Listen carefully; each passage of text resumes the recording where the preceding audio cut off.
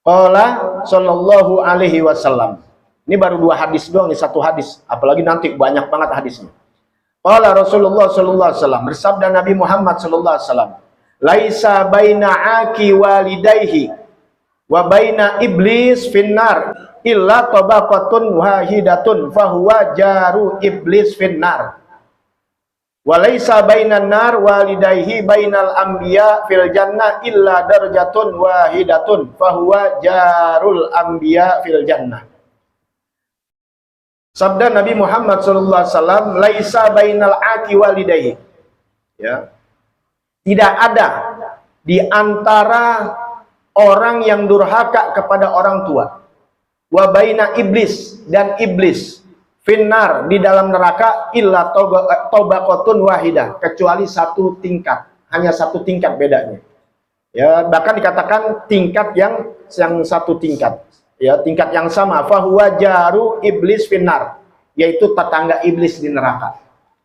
Ini maknanya panjang nih. Artinya apa? Udah pasti orang yang durhaka sama orang tua masuk neraka. Udah itu tempatnya dekat sama iblis, tetanggaan. Karena apa? Neraka itu sama seperti surga, bertingkat-tingkat. Nah, tingkat orang yang durhaka sama orang tua, tingkatannya sama iblis, berdekatan. Berarti tingkatan paling bawah tuh. Karena iblis dibakarnya bukan yang paling atas, yang paling bawah. Walaisa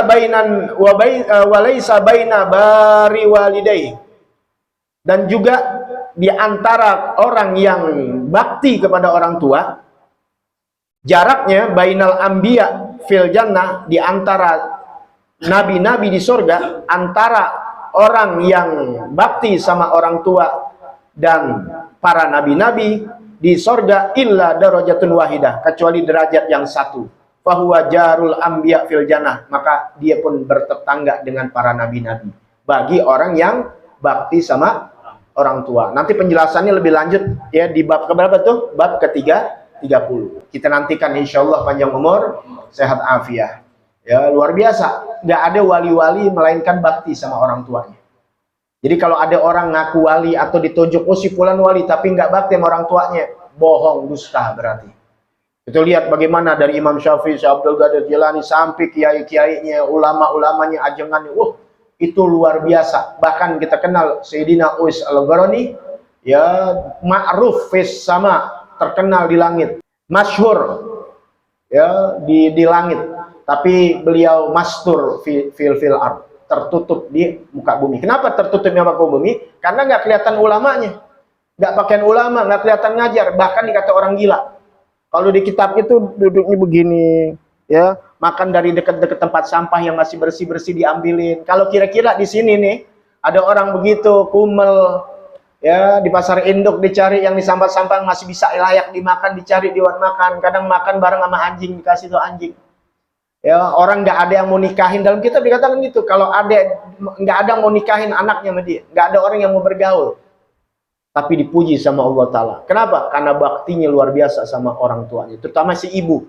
Rata-rata nih orang-orang besar yatim ya. Jadi lebih dekat sama ibunya. Jadi dia laksana seperti ayah.